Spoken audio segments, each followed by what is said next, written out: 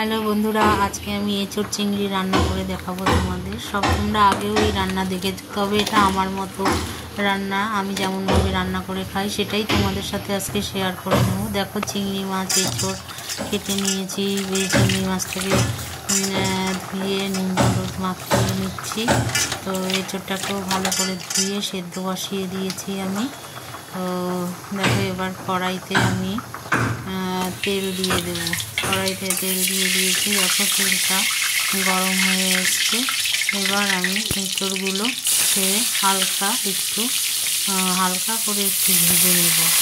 তোমরা আগে এই রেসিপি হয়তো দেখেছো, তবে আমি আমার মতো করে করি। তো এঁচোড়টাকে আগে সেদ্ধ করে নিয়েছি, একটু ভাপিয়ে নিয়েছি।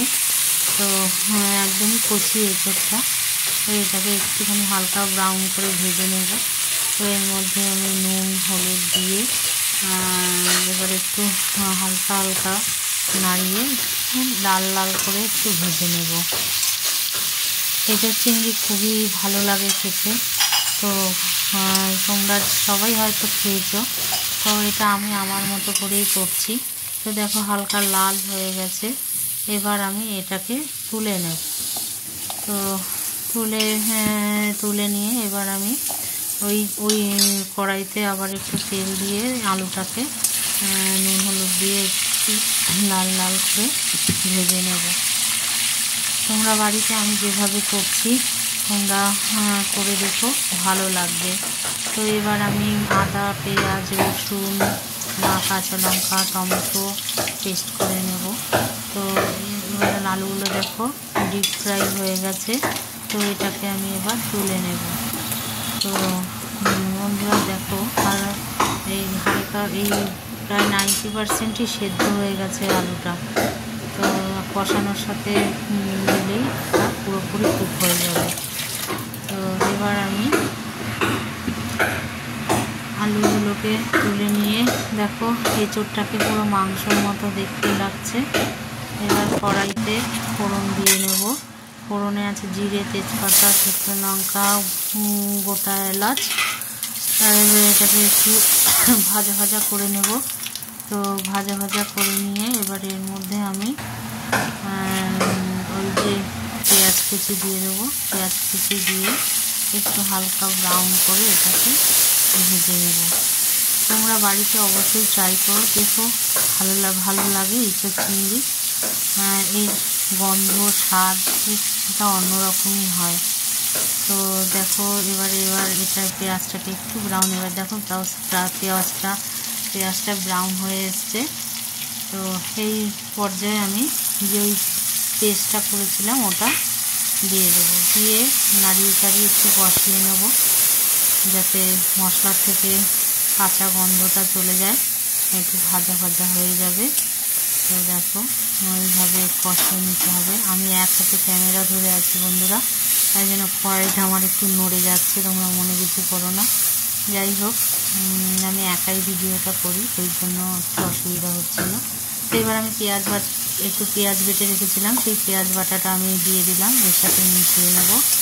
তো এটাকেও ভালো করে আমি একটু কষিয়ে নেব। এবার কষাতে যখন তেল ছেড়ে আসবে, কাঁচা গন্ধটা চলে যাবে। দেখো, বেশ ভালোভাবে কষা হয়ে গেছে, তেলটাও ছেড়ে দিয়েছে আস্তে আস্তে। তো এই মুহূর্তে আমি এর মধ্যে এঁচোড় চিংড়ি মাছ সেদ্ধ করে কাঁচা চিংড়িটা রেখেছিলাম, কাঁচা চিংড়িটা দিয়ে দেবো। আমি কিন্তু চিংড়ি মাছটাকে ফ্রাই করিনি, এই মশলার সাথেই কষিয়ে নেবো চিংড়ি মাছটা। চিংড়ি মাছ হয়ে যায় খুব তাড়াতাড়ি, তার জন্য আর ছোটো চিংড়ি আমি আর ভাজিনি, ওটাকে মশলার মধ্যে দিয়ে দেখো কষিয়ে নিচ্ছি। তো এরই মধ্যে বন্ধুরা কারেন্ট চলে গেছে, তাই জন্য একটু অন্ধকার লাগছে। তোমরা একটু বুঝে নিও যে রান্নাটা কেমন হচ্ছে। তো দেখো, আমি এবার ওই মাছটাকে দিয়ে আলুর মধ্যে মশলা আলু দিয়ে কষিয়ে নিয়ে এর ভিতরে এবার এঁচোড়টাকে ঢেলে নিলাম, ওই যে ফ্রাই করে রেখেছিলাম। এবার এঁচোড়টাকে মিশিয়ে নেব মশলার সাথে। দেখো, ভালো করে কষিয়ে নেব বন্ধুরা। যা গন্ধ বেরোচ্ছিল, মনে হচ্ছিল যেন আমি মাংস রান্না করছি। তবে এঁচোড়কে এক কথায় বলা হয় গাছ পাঠা। তো সেই হিসেবেই এঁচোড় মাংসর মতোই লাগে খেতে, মাংসের মতোই রান্না করতে হয়। তো দেখো এবার আমি এর মধ্যে একটুখানি জল দিয়ে দেবো, যে যেমন খাবে ঝোল সেইভাবে। আমি একটু গামাখা ঝোল রাখবো। তো দেখো এবার ঝোলটাকে ফুটিয়ে নেব। তো এবার ঝোল একটু জল আর একটু দিয়ে দিলাম, আমার মনে হলো একটু ঝোল লাগবে। তো বন্ধুরা আমি তোমাদের দেখাইনি, এর মধ্যে আমি একটু চিনি অ্যাড করেছি, চিনিটা স্কিপ করে গেছি।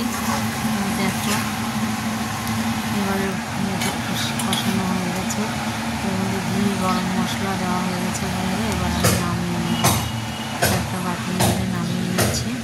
তো দেখো তোমার বাটিতে কারেন্ট যেহেতু নেই সেই জন্য হয়তো ঠিকমতো বুঝতে পারছো না, তাই আমি তোমাদেরকে কড়াইতে দেখাচ্ছি। দেখো কালারটা কি এসছে বন্ধুরা, আমি দেখেই মন ভরে যাচ্ছে। তো খেতে না কত সুন্দর বন্ধুরা। কড়াইয়ের মধ্যে যে এঁচোড়টা রয়েছে দেখো, ঝোলের কালারটা। আমি কিন্তু কোনো শুকনো লঙ্কার গুঁড়ো বা কাশ্মীরি